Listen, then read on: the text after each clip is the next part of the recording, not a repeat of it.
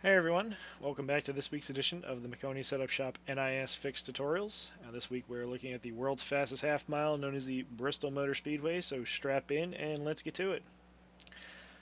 Very surprising uh, kind of dynamic on how this car drives. Last time we were at Bristol, I could have swore we were running fourth gear to run the bottom and fifth gear to run the top, and I don't know if it's the car, the latest update, or just how the track is now that it's been refreshed, I guess. But this drive's completely different. I'm in fifth gear the entire time. The bottom is significantly faster. The top is not very comfortable. I've wrecked up there a number of times trying to make this video. Um, a lot to take in here. The bottom there, it looks like you can see that PJ1 is modeled, or sticky stuff, whatever the heck you want to call it. The Band-Aid, you want to get down as close as you can to that, in my honest opinion. You don't want to touch the yellow line. If you do, the left front bottoms out. It quickly de-wedges the car, and then you have your hands full and you're swatting flies in a hurry. The top, because you're carrying so much more speed and there's more load, the car gets a lot closer to the racetrack and it hits those bumps on the top pretty aggressively. I do think once the tire pressures come up, it's going to be usable, but to me, the bottom is significantly the fastest way around here.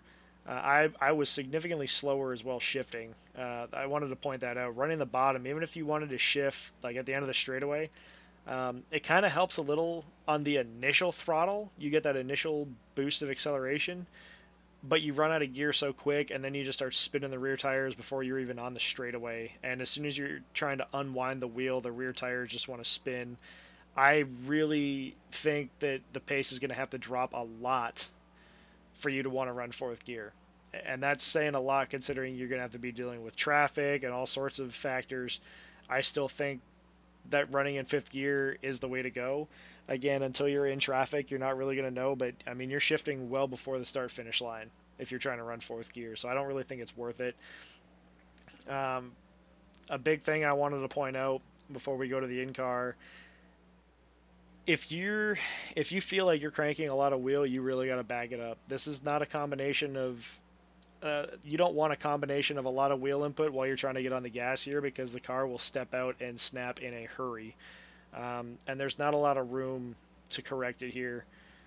If you're running the bottom and touch the apron, you've got a fighting chance. I mean, I've done it a number of times, but if the car bottoms out up here or even steps out the least little bit, you're wrecked.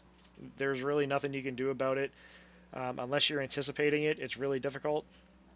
Uh, at this point in the video, you can just see the different lines around here. It's really just top and bottom. I had no success in the middle. The middle just felt awful. You're kind of in no man's land. You don't have the extra banking up here at the wall to use, and you don't have the Band-Aid at the bottom to help you get around. So you're really just in no man's land if you're trying to run the middle, which can make passing is going to be interesting here. I really do think the bottom's the way to go. So if you can get inside of somebody, I think over time you're going to be able to work them over and complete the pass as long as you can stay straight and not overdrive it. If you can just continue to get good runs on exit, I think you're going to be able to make a pass. Although once the tires wear and the speeds drop, I think the top is going to be just fast enough to hold people up and be annoying, in my honest opinion. Pit road is a single pit road, so it starts off of turn 2. Right there is pit entrance, and you got to go all the way around to the front straightaway if you're pitted on the front stretch. Doesn't matter if it's green or caution. You're exiting the racetrack on turn 2. You're going all the way down pit road, and then you exit pit road in the entrance of turn 1, and then you got to be up off the apron uh, before you get to the blue cone. Otherwise, you're going to be going down pit road again, and you don't want that. Um, Looking at the in-car here, again, things happen quick. Decisions have to be made before you get to the corner on what line you're going to run. I think the bottom is going to be favored. That's my honest opinion. Uh, but when it comes to running the top here, before I used to be really, really comfortable entering right up on the wall, or maybe like like a little bit down. I feel like this is entering way down. I don't necessarily think this is the best, but given how I felt running laps around the track, this is how I've been able to make it work, where I'm just kind of running that diamond. I used to enter higher and I could roll the center better, but because of how bumpy it is and how uncomfortable I am, truly, this is the line that's been working for me to run the top.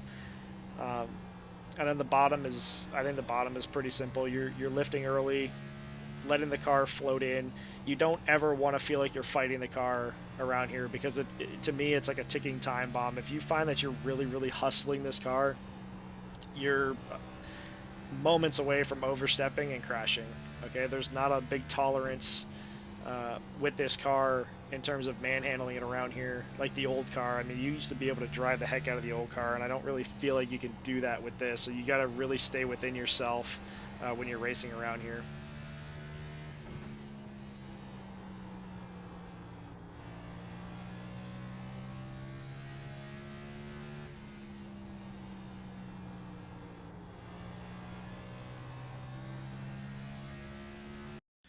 Okay, another thing too, I know I pointed this out earlier. You see my steering wheel. I mean, I'm almost at 9 o'clock. You're going to be using a lot of wheel to get around this place, okay? What I'm trying to say is when you get to the center, whatever wheel you had in it on entry, you don't really want anything more than that. Because if you get to the center and you're still tight, by the time you get to the apex, if you're trying to put more wheel into it, you're already at the point where you need to be getting on the gas to come off the corner anyway. And if you start giving it gas with even more wheel input, you're just going to snap loose. Okay, so if you've kind of missed the corner, the best thing, in my honest opinion, to do is let the car drift itself up the track, accept that you've missed the corner, wait till you're closer to the straightaway so you can start unwinding the wheel, get on it so you can get down the straightaway, and then start backing your corners up. Okay, when you hit it right, you can really roll the bottom here. And like I said, there's a lot of grip down here with the band-aid around the yellow line. It really does pull you around, and you can feel that when you miss the corner and you get up to the middle, you can't get on the gas as quick as you want, and you've got a crank wheel. But if you hit it right, you've got a little bit less wheel input and the car just rolls so nicely. You can play with the gas a little bit, you can roll onto it. You don't have to mat the gas to get it to turn. You can actually mat the gas more coming off the corner uh, when you hit it right, because of how much grip there is.